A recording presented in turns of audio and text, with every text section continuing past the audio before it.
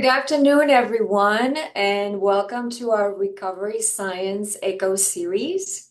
This is a training brought to you by the Center for Substance Use Training and Telementoring CSTAT in collaboration with the Peer Recovery Innovation Network, PRIN. We are located here at the Be Well Institute at UT Health San Antonio. My name is Andrea, and I will be helping to facilitate this class today. But before we start, I want to remind you that this session is being recorded for later distribution, and you may find it later at our Be Well Texas YouTube page. In the meantime, please continue adding your names, email addresses, and affiliations on the chat. We will use this information to confirm your attendance to this class. If you're joining via phone, please send us an email at cstat@utesca.edu so we can associate your phone numbers with your names. But once again, thank you to all of you for being here today. And today is very special. We have our speaker, Dr. David Best, with us. He's joining us from the UK. Before we start with Dr. Best, I want to briefly introduce some of our hub experts here at Recovery Science. Emily, would you like to introduce yourself, please? Yeah, thank you, Andrea. Lovely to be here. I'm Emily Hennessy. I'm Associate Director at the Recovery Research Institute and also our National Center on Youth Prevention, Treatment, and Recovery. I am in transit, which is why I'll be muted most of the time, but lovely to see you all. And hi, David. You look fabulously Thank windswept, you. Emily. Where are you?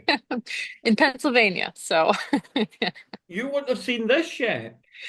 oh, it came. Yes, that's awesome news. Thank you, Emily. Nice to see that some of you know each other. That's great. Patrick, would you introduce yourself, please? Yeah, sure thing. I'm an assistant research scientist with Chestnut Health Systems Lighthouse Institute. Love studying recovery science, treatment services, all of that stuff dealing with substance use issues, especially related to the criminal legal system. So I am a formerly incarcerated scholar in long-term recovery myself. Thank you, Patrick. Kirsten. Hi, I'm Kirsten. I'm the project coordinator for PRIN, and I'm so excited for what we have in store today. And we're very honored to have you here today, Dr. Best. Oh, Oh, thank thank you. you. Well, and last but not least, of course, Dr. David Best. Please, whenever you're ready, if you can start with your presentation. And again, thank you for being with us today.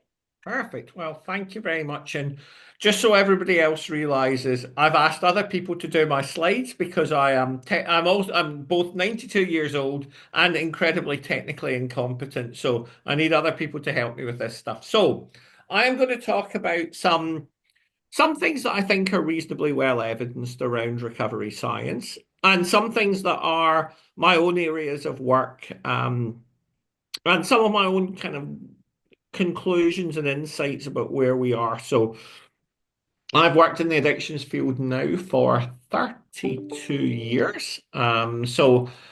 Firstly, I worked in traditional clinical treatment services. I worked in a methadone maintenance clinic, in a heroin detox ward, and an alcohol detox ward. But over the last, I don't know, probably about 15 or 16 years, my work has been almost exclusively around recovery. Not quite, but almost exclusively around recovery. And I've collected probably 4,500 recovery stories in that time. And also, but crucially, and it's wonderful to see colleagues like Patrick and Emily on the call who I both respect and admire. I think one of the things that's really important to say is, as an area of work, recovery science has gained significantly in credibility. It's got a long, long way to go, but we've made some pretty significant gains, and I'll make some claims about some of those gains. So if we can go on to the next slide, please. This is actually a kind of serendipitous day oh no, I've forgotten there was disclosures. Okay, can we go on to the next slide? Unless I have to say anything about this, I will let you read your own disclosures. So yes, I want to talk about three things really. A little bit, very little about recovery and recovery research, which will introduce my own research. I'll talk about recovery capital and measurement. And then the area that's really my primary area of work is the moving from the micro to the macro, about switching from what is it that supports and enables individuals to grow the resources they need to change, to how do we create the conditions in communities that maximize the likelihood of people recovering and changing. So that's a transition in my own focus, but it's also, I think, important for you to bear in mind that part of the transition from a clinical model to a recovery model is from the atomic and individual to the systemic and holistic. And I think that's important to say. But I'm conscious, before the seminar started, Patrick threatened me to keep me on track with time, and I'm already digressing and going off at tangents. So onwards, onwards, onwards. Next slide, please. Background and theory. Next slide, please. Yes, so this is where I want to start from. And I think for me, as somebody who was schooled in a very traditional clinical setting, and I was involved in my fair share of randomized controlled trials of medicines and therapeutic processes when I was a baby researcher. It's really important to say that the philosophy of a recovery model is fundamentally different and inconsistent with a treatment model. And I don't think this happens as much in the US, but in the UK, we increasingly see services that describe themselves as treatment and recovery services. Well, for me, that's quite a complicated thing to be, because philosophically, conceptually, and practically, they're different things.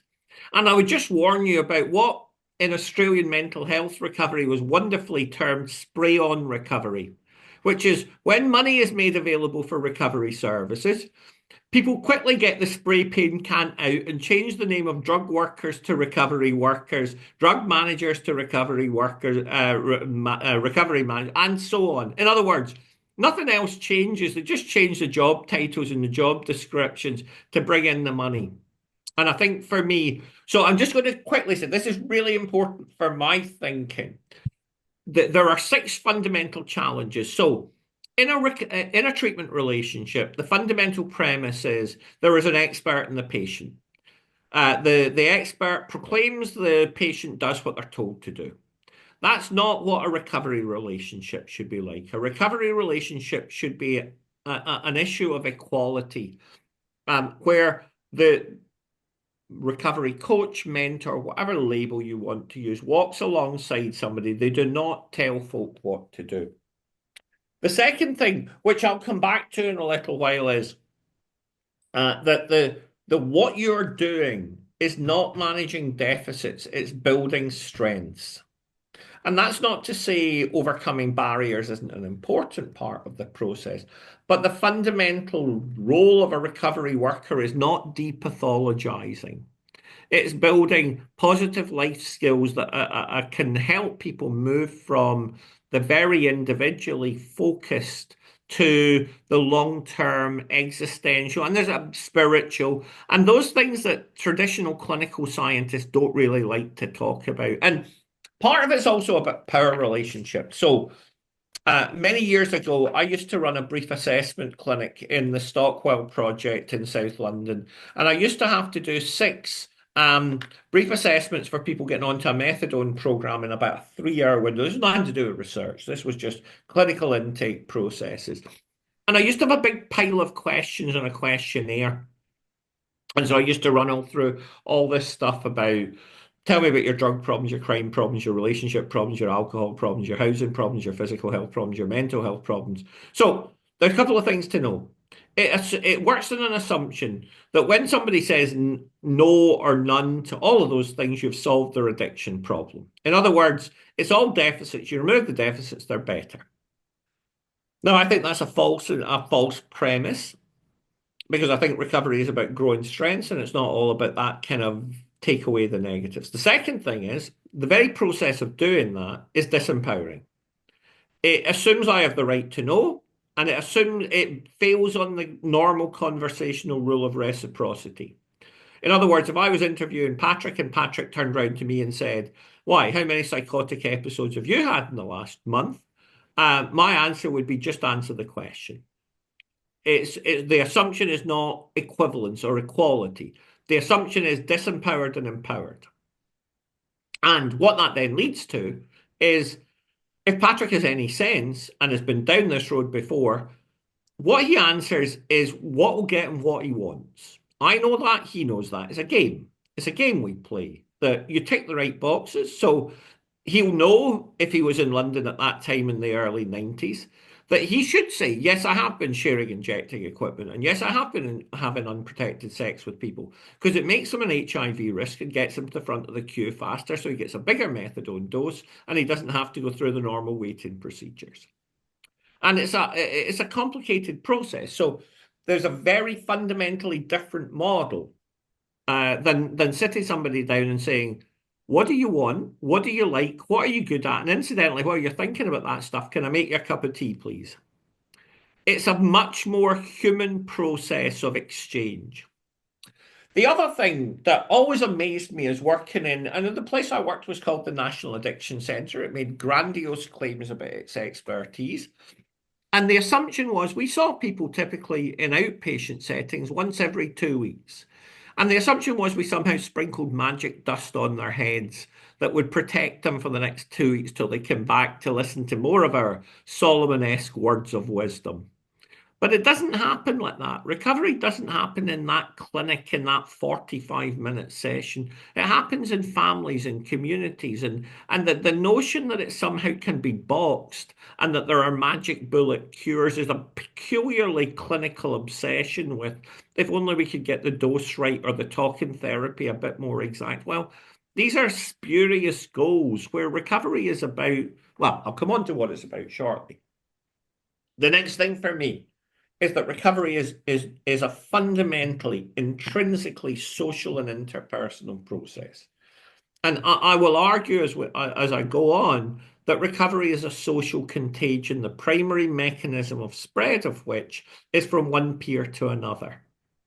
So the notion of recovery is something that a clinically qualified expert with no individual skin in the game who doesn't talk about their own situation, life, or problems is a well, I'll try not to answer questions as I go.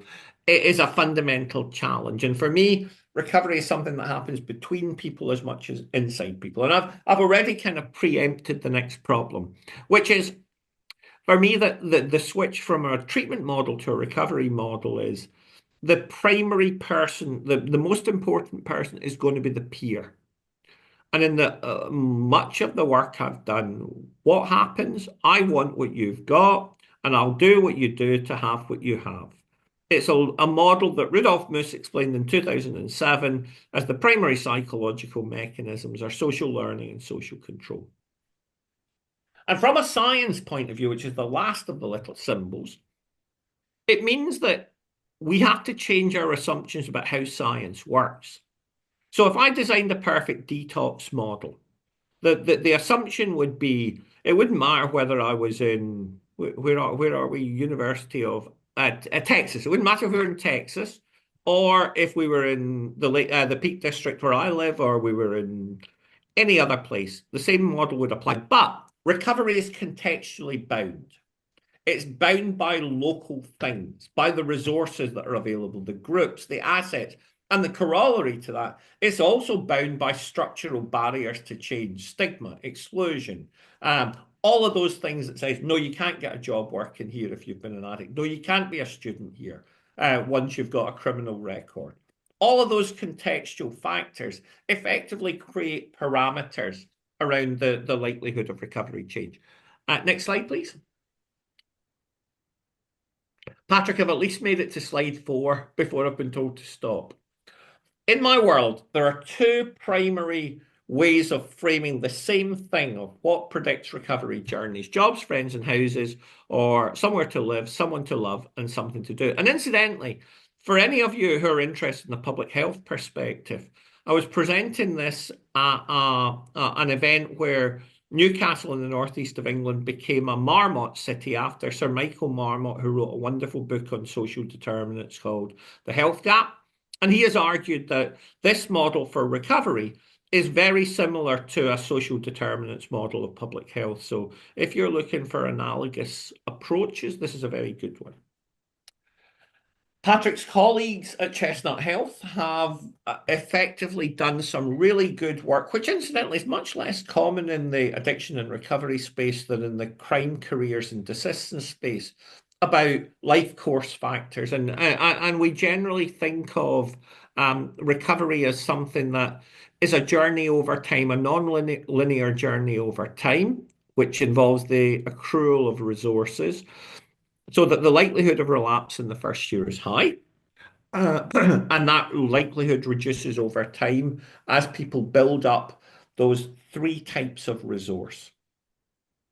The next point I'm going to make is now slightly outdated, and indeed one of Emily's colleagues, John Kelly, has argued that the estimate of 58% of people who have a lifetime substance use disorder eventually recovering is an underestimate, and that the figure is actually markedly higher than that. And I think, this is an old review by Sheedy and Witter for SAMHSA in 2009. So I think we can say this is an underestimate. But the point I'm going to make about recovery capital, whatever that figure is recovery capital processes, recovery capital science aims to do two things. One, it should allow us to predict for any given individual the likelihood that they will fall into the 58% who make it or the 42% who don't make it. But crucially, it should give us a mechanism and a process through which we can increase that 58% figure. In other words, it allows us a mechanism and model to improve the likelihood of, both at an individual and at a group level, of a person successfully initiating and sustaining a recovery journey. Next slide, please. Okay, my own work on this. So let me just say, golden threads: jobs, friends, houses, jobs, friends, houses. So my own work, we did some work in Birmingham and Glasgow where we looked at pathways to recovery, well-being and quality of life in recovery. And we found that two things predicted well-being and recovery particularly well. One is the amount of time you spent with other people in recovery. The second is the amount of time you spent engaged in meaningful activities. This is not surprising. We replicated this work, incidentally. My colleague Ivan Cano led a paper in 2017 in recovery houses in Florida. So whether you're in the delights of wet, miserable Glasgow or sunny Florida recovery residences, basically the more time you spend with other people in recovery is good. But the more you utilize that time to engage in meaningful activities will have a significantly greater impact on the building of positive recovery resources. We called this the Goya study after the Spanish painter Francisco Goya. Goya is a particularly complex research term for recovery, which stands for get off your arse. The more you do, the better you do. The more active people are, the better they will do. The enemy of recovery is the Xbox. People who sit at home playing on their Xbox, not doing anything else, this is not a recovery productive strategy. Next slide, please. That may count as a contentious claim. I'll wait to see if any of my colleagues on the call dispute that, or indeed say why pick on the Xbox. That's another story. Right. So this model, I think we can think of this, and I'm really delighted that two excellent alcohol-focused primarily recovery researchers have also argued for what is called a kind of socio-ecological model, and I would describe as an outside-in model that effectively, for me, if we're thinking about recovery, and this is one of the points in that earlier slide about philosophy shift, if you're thinking about recovery as a how do we support it? Well, I think we have to move away from the clinical model where we try and talk people into it, or we therapize or medicate people into it, and we focus much, much more on the pink and the blue circles about how do we create the conditions and maximize the likelihood that the person both has the opportunity to initiate recovery and the ongoing supporting factors that will sustain that change. Next slide, please. So please don't think of this as a change what goes on in people's heads or change what goes on in people's bodies. The next challenge I want to make to the kind of homeostatic zero model of recovery. In other words, the model where what's the point of recovery, ending up asymptomatic and back where you started. It's about what was first labeled by Phil Valentine in 2011 as the better than well effect. And this slide is an infographic from the first UK Life and Recovery study. We had over 800 people take part in this study. Of people in long-term recovery, just under 80% in the right-hand box and the top right corner of that box, 79.4% of people in long-term recovery were actively volunteering or participating in their local community. What is the rate for people who have never been addicted in the first place? 39%. People in long-term recovery are twice as actively engaged in local community activity. Can you please repeat what Phil said? I can do that. Phil Valentine. Phil Valentine from CCAR, the Connecticut Community of Addiction Recovery, in a book edited by John Kelly and William White called Addiction Recovery Management. Okay, next slide, please. I feel as if I passed that test. Right. So, from our work, I was lucky enough to lead a European recovery pathways study involving people from my home country of Scotland, people from England, people from Belgium, and people in the Netherlands. This was called the RECPath study. And we recruited people at each stage of their recovery journey. Early recovery, less than a year. 1 to 5 years, sustained recovery, more than 5 years, stable recovery. What do we find in the course of our 2 years of study, but this report's in the first year? Typical relapse rate was relatively low. We had just over 10% with a higher relapse rate among men than among women. But this is the key point. For people at the start of the study who had already 5 years of recovery time, 1.5% relapsed in our year of study, 1 in 65. Of people who had sustained recovery of 1 to 5 years, 17% relapsed, 1 in 6. Of people who had less than 1 year recovery time, 1 in 3 relapsed, 30%. So if people have 5 years of solid recovery time, we found that they were extremely unlikely to relapse. What is the point of this? Acute treatment is not sufficient. People need ongoing support over a long period of time, but it diminishes. Now, bear in mind, these are averages. And what will mitigate those time windows is the level of baseline recovery capital and the speed of or the trajectory of growth of recovery capital over time. Please also note the point at the bottom, which is that for those people whose recovery journeys included a peer component, their well-being was significantly higher at the follow-up points. Just as a curiosity, we did this study. The first year of this study was done before lockdown. We then got some money from the Economic and Social Research Council in England to do a follow-up rate when people were locked down for the following year. And relapse rates actually went down. Now, that might just be part of the natural progression, but it did suggest, at least for people with recovery tools, lockdown was not a hugely challenging process. Next slide, please. Right. Like all academics, well, not like all academics, I won't tar everybody on this call with the same brush. I certainly shamelessly steal other people's work and then pass it off as my own. So the CHIME acronym actually comes from the mental health recovery movement and was from a fabulous group led by a guy called Mike Slade, who's now at the University of Nottingham. And they did a systematic review published in the British Journal of Psychiatry of what are the factors that recovery services should have to predict recovery well-being over time. And they came up with this wonderful acronym of CHIME.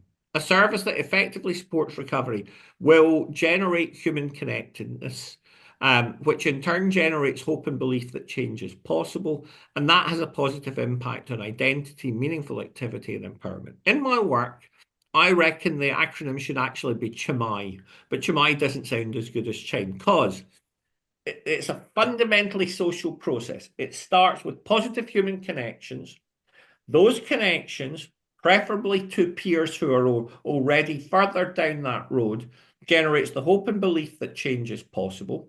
And that creates the impetus or fuel for people to engage in meaningful activities, to get off their arse and do things. And the meaningful activities inspires a cycle of positive identity change and human empowerment.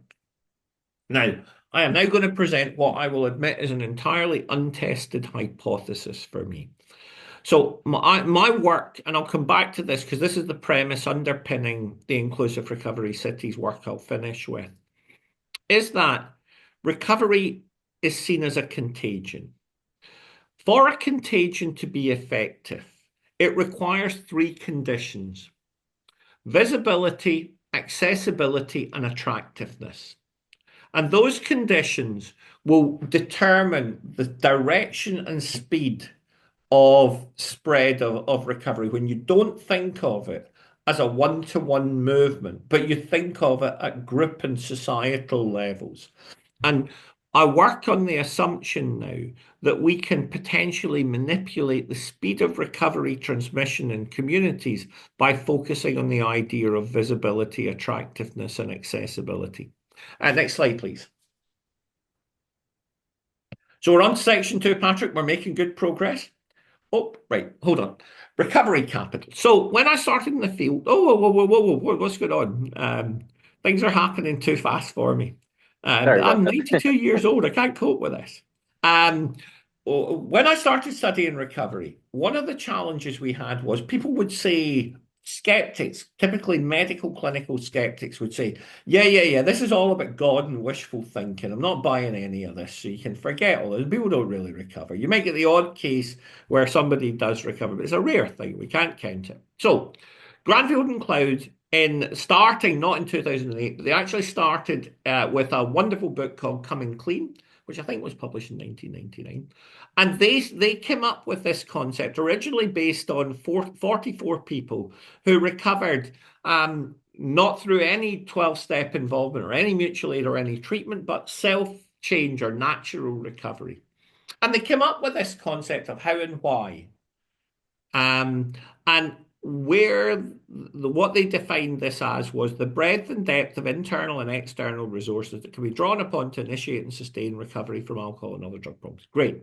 What's really important for you to bear in mind here is the external part, external as well as internal, not just those kind of internal human qualities you've got, or even like how much money you have in the bank, or, you know, have you got a rich dad who'll pay for 7 detoxes or rehabs?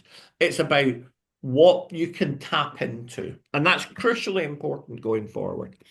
William White and William Cloud made I think at that time, probably unjustifiable, well, certainly with limited evidence, claim that stable recovery was best predicted on the basis of assets, not pathology. I would argue they were right, but I think we've got much stronger evidence to justify the claim now. Anyway, next slide, please.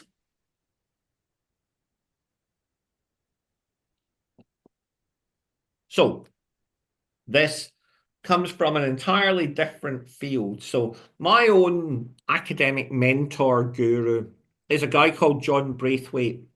And John Braithwaite works at the Australian National University in Canberra, Australia. And in 2022, he published the most amazing book called Macrocriminology and Freedom, which was an argument for criminology to move away from focus on individual crime careers and life course perspectives and move to studying macro structural and societal factors that predicted change. I have had the pleasure of knowing and working with John for years and years and years now.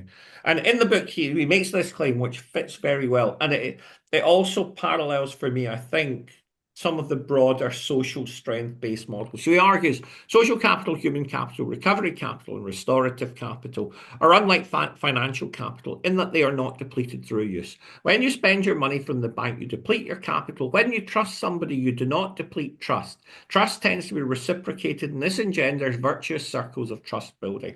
A politics of hope is likewise redemptive as we face adversity. It is infectious. We will use the word contagious, not infectious. And the idea here is that recovery is a kind of positive sum game. As people recover, there are ripple effects. There are benefits for recovery that go beyond the individual who recovers. And one of the key questions I think this then feeds into is the benefit of recovery something that can be managed and manipulated in communities? Okay, next slide, please. So counting. Over the course of the last 15 years or so, I have been involved in different ways of how we try and count recovery capital. This started with a monograph that we published for the Royal Society for the Arts in London. Myself and Alexandra Lodi, who at that time was a very prominent recovery researcher based at NIDRI in New York, I think. And we started saying, like, the first attempt at counting this was say, there are 3 blocks of stuff. There's the stuff that typically people thought of as what were the things that help people recover. Personal recovery capital, self-esteem, self-efficacy, coping skills, resilience skills, communication skills. But it seems to me, and I'm going to argue that this is essentially an outside-in model. How do people build those things? Over the 5 years of that average recovery journey, they do it through connections to other people, primarily other people in recovery, but positive pro-social groups. And they do it through what we originally called collective recovery capital. Now we refer to it as community recovery capital. The resources that are available in communities, which typically that third of the pie should itself be divided into 3 other slices of pie. They are professional capital resources, doctors, mental health services, housing services, employment. The second block, broader community resources, libraries, informal groups and associations, clubs. And the third slice, the recovery-specific things, AA, NA groups, smart recovery, lived experience recovery organizations or RCOs. They are the things that provide the kind of hubs, 3 branches of community resources that potentially can be tapped into. And why might it be the case that 2 people living in the same community have different community capital? Because they are differentially blocked structurally, perhaps by gender, by race, by cultural group, by geographic location, by family situation, for the accessibility component of those dimensions. Next slide, please. And over the course of a number of years now, we've come up with ways of counting this. So this is from our REC cap. And the REC cap is an instrument that Emily and I have used in drug courts for the last 3 or 4 years. And we're delighted we'll be continuing to do that for the next 2 years. Well, I don't know whether Emily's delighted. I shouldn't speak for other people. I'm delighted. She's probably sick of working with me by now. Anyway, that we will continue to measure this. And the biggest, so the REC cap, I think, is the 7th or the 8th scale that I've been involved in the development of. And its psychometrics are better than some of the others and worse than others, but we have had more than 20,000 completions of the REC cap. Almost all of them administered either self-completed or by peers work in recovery residences, only a relatively small number in the courts and in 1 treatment service have been administered by people who might describe themselves as traditional professionals. What it has allowed us to do is to start quantifying and then amending and adjusting what recovery capital does and what it means. Next slide, please. And from this, we have been able to produce a little bundle of work. So one of the things, I know I'm supposed to answer questions at the end, but what I'm actually going to do is I want everybody on the call to memorize this slide because I'm going to ask you questions about it in the last 15 minutes. Next slide. So anyway, we've published a whole pile of shit about this stuff, all the normal nonsense academics do. So we published stuff on this, and there's a whole pile of stuff. If anyone's genuinely interested, we can send you copies of any of these papers. But it's allowed us to do two things. One, to evidence how recovery capital shifts. So important for a concept like this that it's dynamic. It can go down as well as it can go up, and it changes in relatively predictable ways over time. The second thing, we've been able to use it to evaluate other things, to evaluate added value programs, components of things that allowed us to create this measurement metric. Okay, next slide, please. And so this is in recovery housing. This is what happens over the first 15 to 18 months. This is based on about 12,000 people. So it allows us to create norms for individuals, for programs. And as you'll see, there are slight differences between men and women, but not huge differences. But that shifts with the next slide. So one of the fascinating things that, next slide, please, sorry. One of the fascinating things that Granfield and Cloud did in their 2008 paper was to say, there are 4 negative recovery capital factors, 4 almost structural, well, I don't know, no, not structural, but individual non-dynamic factors that predict barriers to recovery. History of mental health problems, no surprise. A history of incarceration, even less of a surprise. Female gender and being older, possibly more of a surprise. Now we have a data set, so with Bob Granfield's input and contribution, we have been able to say, do those 4 factors matter to your recovery capital score? Well, on this graph, the people who have either scored 0 or 1 of those 4 factors score significantly higher. So having any one of those 4 factors doesn't really appear to adversely affect your overall recovery capital score at the start or the extent of your growth. However, cumulatively, every additional one of those 4 factors means you are either less likely to have higher recovery capital to start with, or you're less likely to have it grow well over the course of your time in recovery residence. And indeed, if you have all 4 of those factors, you're an older woman with a history of mental health problems and incarceration, you start lower, you look as if you close the gap within the first 6 weeks, but by the time you get to 6 months, there is a bigger gap between you and everyone else. Does this mean those groups are condemned? No. It may well mean that the average recovery residence is simply designed for the benefit of a traditional younger male group. And we have to treat all of these as potential mechanisms for how do we change things to improve and identify factors for different populations. Okay, next slide, please.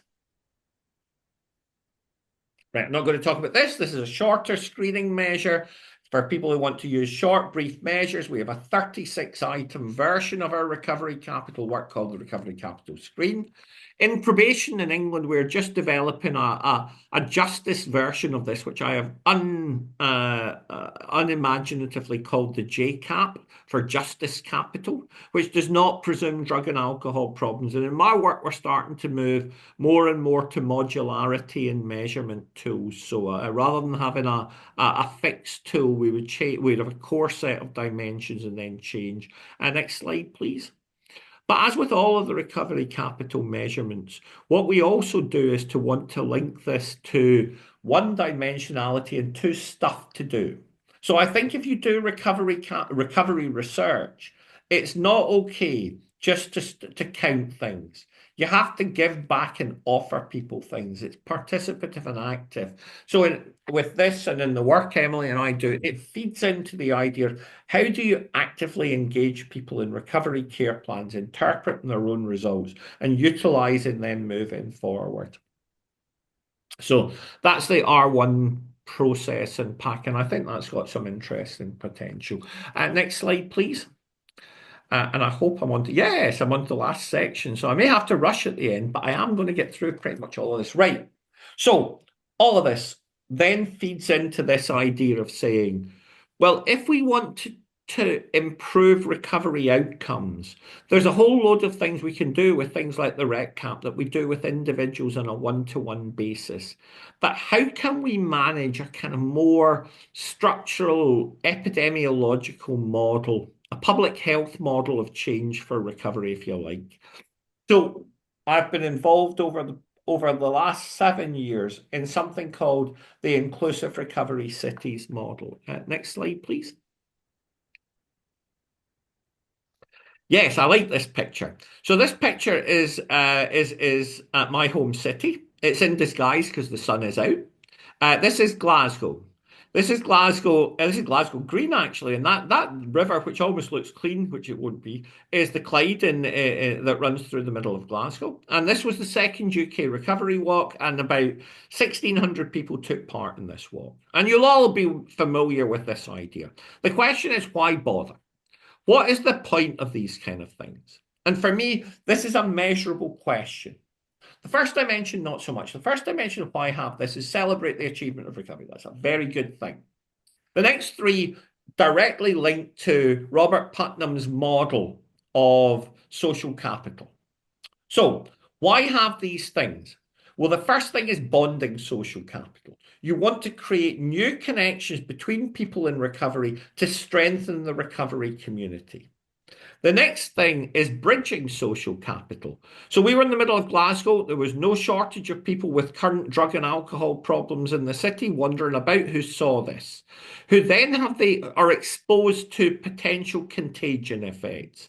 Lots of people who may have previously thought there's no such thing as recovery, recovery is not possible, it's all for miserable people white knuckling, would see 1,500 people actively celebrating recovery, having fun and doing nice things.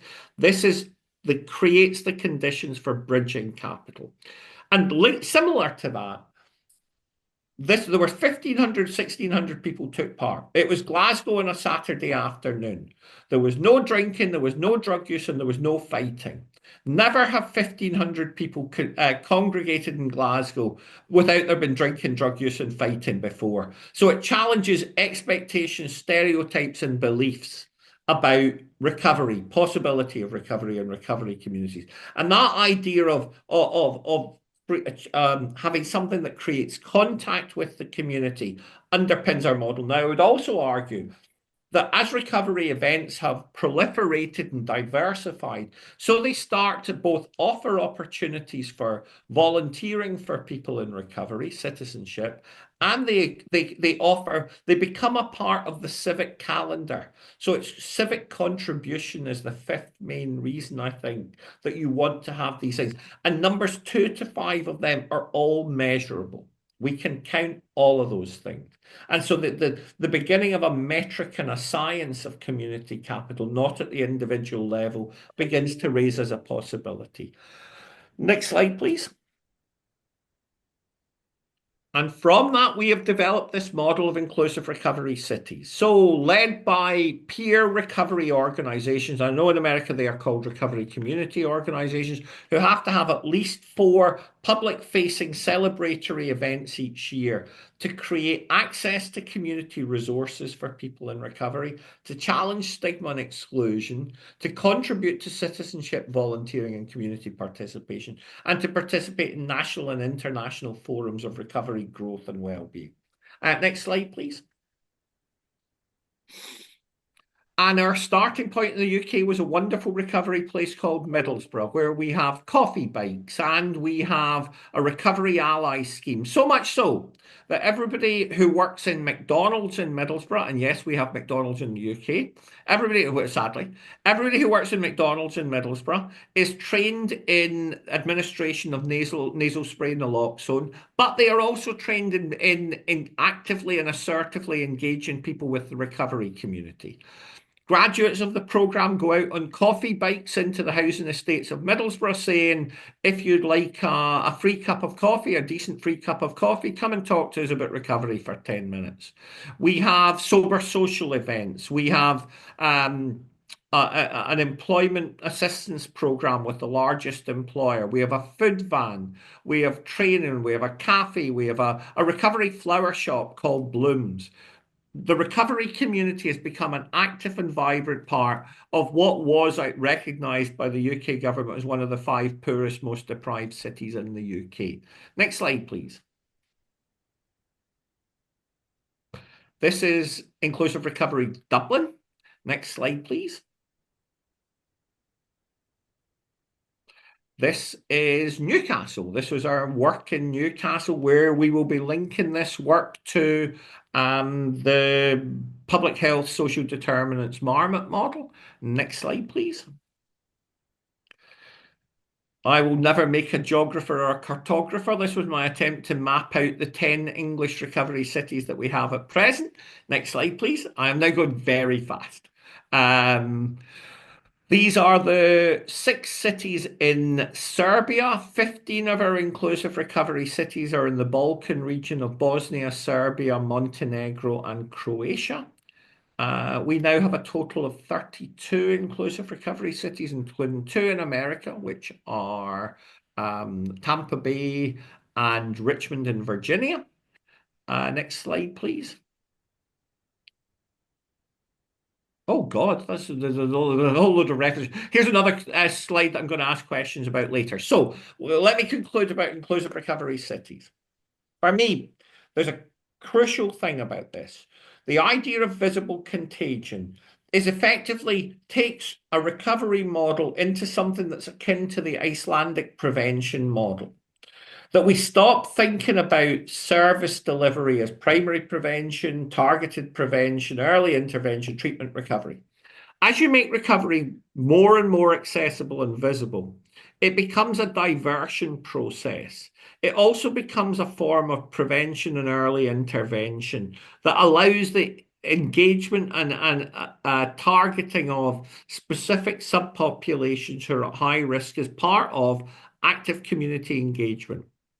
The second metric I'm starting to test in our 10 English recovery cities is based on a criminological concept from Robert Sampson called collective efficacy, where 2 of the core indicators for me of is the inclusive recovery city model working is social cohesion and shared expectations about active intervention in communities. So this is quite an ambitious model, but for me, this is a fabulous way of trying to say, how does the recovery community activate, actualize, and make a difference in the community that it's based? Patrick, 2 minutes over, not too bad. Did fantastic, especially for David Best.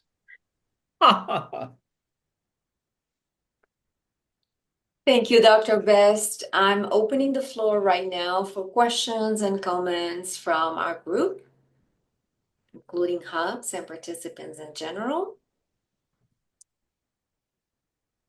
There was the one earlier in the chat, David. Yes, you're right. I'm going to, if that person who drops that question or those who drop questions would like to raise their hands and speak up, that would be great, so they can take part of the conversation.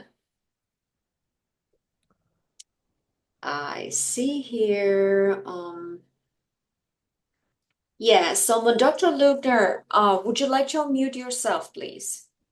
Sure. So I asked the question earlier on, and we were discussing the difference between recovery and other sort of substance abuse treatment or perhaps medical treatment. My question was, might a shared decision-making approach address the concern about spray-on recovery while honoring both clinical expertise and patient autonomy? I guess I identify more with the recovery model, if you will, even though I'm in treatment. I'm also a primary care physician. Yeah, look, I mean, obviously, to some extent, this was a very kind of narrow stereotyping view of both. But I think there's been a fundamental problem about how you integrate the 2 things. And I'm sure you're aware, we're about to start having community link workers who are peers in every probation service in the UK. And we've been spending ages with people from the Ministry of Justice about how do you train, educate? So one, they're not seen as expendable. Yeah, you can send them out into the communities and do outreach, and if they get into trouble, it's too bad. It's not, that we have this notion of different rules for peers that we have for so-called professionals. And it seems to me that the shared decision, and one of the things we've decided there, incidentally, which I think is equivalent to your model, is the way we're going to work there is there's like a joint case management approach, which I think speaks to your shared decision making, where every new client coming into probation will have a paired case manager that's a probation officer and a community link worker peer. And the idea will be they will jointly assess and then they'll decide, is the work primarily inward looking about traditional therapy, MI type stuff, or is the work primarily about get the person out there, get them playing football and whatever other things you want to do? Right. So that's a great answer. It explains it to me. Also, another thing is concerning the sort of relationship between the medical staff and the treatment folks and recovery folks. How do you see them working together, I suppose, in rural settings and areas where population is more sparse and maybe there are more conservative views that the best way to treat addiction is to incarcerate, and things like that. So I think that for me, there's almost like three different questions in there, Ralph. The Mhm. first is, one of the things that I think is a huge cultural challenge, and I'm part of an organization called the College of Lived Experience Recovery Organizations, which we've been up and running for about 4 years now. And our aim is parity of esteem. And, the idea is how do we get to the point that somebody who is an experienced, long-standing peer is treated no differently from the doctor, the psychologist, the social worker, the nurse. Now, you'll be well aware of the fact that doctors Yeah. and nurses are hardly treated the same before we include peers in that model.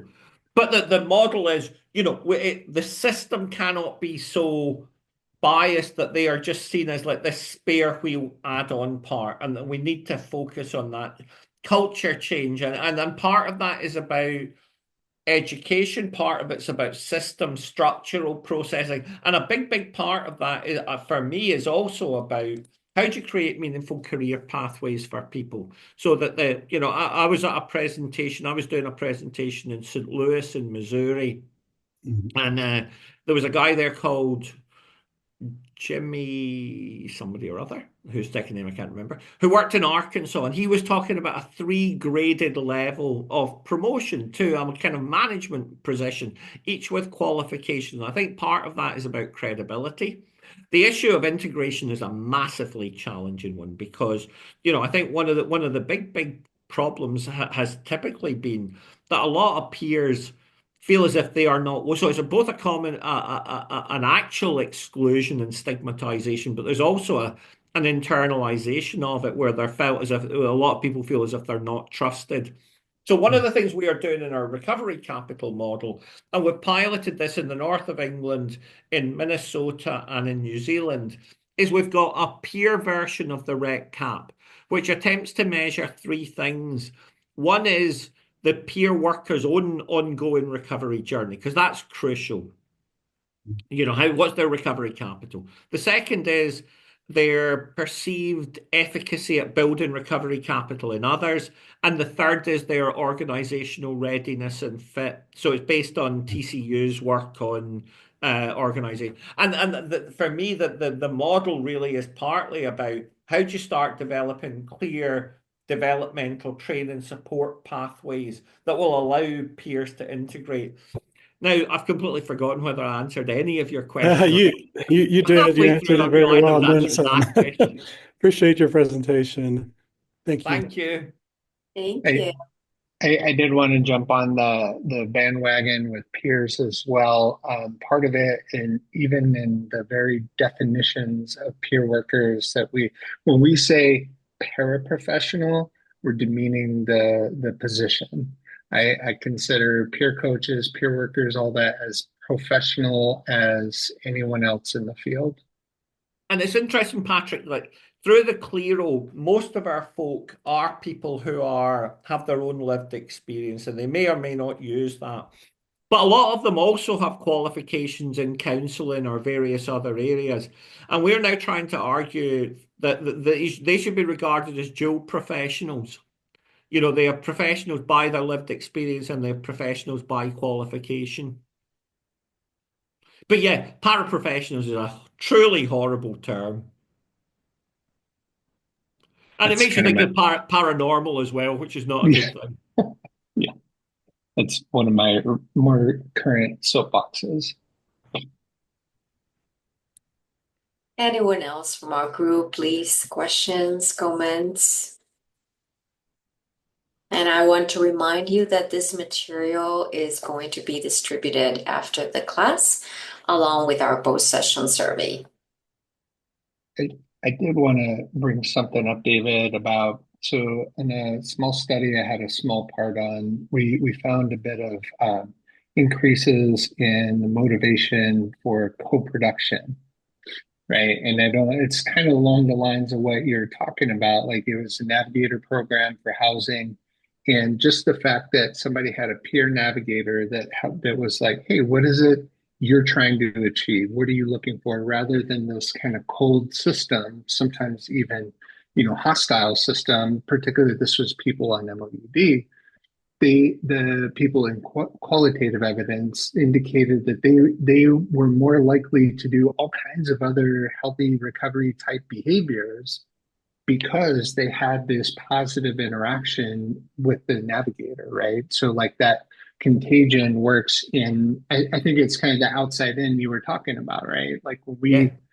when we are in an environment that is encouraging and not discouraging, then we're not only more likely to participate in the housing that you're navigating me toward, but at more meetings and keeping up with my medications or whatever it happens to be. And look, one of the things I think that may sound like fanciful and wishful thinking, I think there's an assumption sometimes that a therapeutic exchange in a traditional clinical context is either a zero-sum game or a unidirectional change. In other words, the therapist stays the same and the client gets better, or as with a lot of the discussions about vicarious trauma, the client gets better, but the therapist gets worse. It seems to me a big part of what we're trying to do with our work on peer recovery capital measurement for the peer workforce is to say, how do we aspire to a model where both parties grow as a consequence of the exchange? Because one of the things that I think is so interesting, why clinical supervision is frequently a farcically stupid concept in peer, because effectively the professional is trying to administer a set of norms, rules, and values that are fundamentally inconsistent with what matters about peer things, which is about going that extra yard, genuine human caring, meaningful exchange, personal disclosure, all that kind of stuff. Now, for me, that then sets as a radical challenge about recovery science, which is how do we come up with recovery specific interventions that are not just like MI for idiots or MI for dummies, which is what far too many peer delivered interventions are, but genuinely generative, positive sum game interactions where three things happen: the client or the participant benefits, the peer worker benefits, and there is a residual benefit to the community. Yeah, Lenny Jason found some of that stuff in the Oxford houses. Yeah. Yeah. Hey, my name's Johanna. I was going to say, I think one of the ways we work together is everybody stay in their lane, right? Which is a little hard to do. So, for example, as a peer, I cannot diagnose or, I don't pretend to have all that education as far as, getting a PhD or anything like that. So there's certain, limitations, but I do have the lived experience. I've got 17 years abstinent and in recovery. And so and I think we can work together if we just remember, you know, we each have our own, what we Well, can do, but not, try not to cross boundaries. We do come across a lot of stigma, especially in the rural areas of Texas. We try to take some education out there and they're like, we don't have addicts. We don't have gays. Like they're perfect, I guess. So, um, and look, uh, while according, you're on, Johanna, I want to make a complaint about rural areas of Texas. I was no, in you don't get Lubbock to. a week and a half ago, and it was snowing. It was snowing while it was sunny in Scotland. That's just not right. Something has gone fundamentally wrong with the world. So, Oh, but yes, look, I I don't think it's a agree. question of in or out of lane. I think it's making sure all the lanes are valued equally and seen as equally important Right, components of a system. You know, exactly. And one thing that I think if you're, an LCDC or you work like in LMHA or something like that, it's always been like you see your clients once a week, once a month or something like that, but there's never like that personal interaction of off hours, right? So I think that's one of the things that we do well is that we connect them to resources. We transport if we have to. I'll meet you at a meeting, like, and it's a more personal relationship, I think, while still trying to keep that kind of professional. So the lines are a little blurry sometimes, but yeah, I think that's what sets us apart, is yeah, that's what and we keep. Johanna, just to be clear, like in my 4,000 stories of recovery that I've collected, not one person said what really mattered to me was the implementation fidelity of CBT.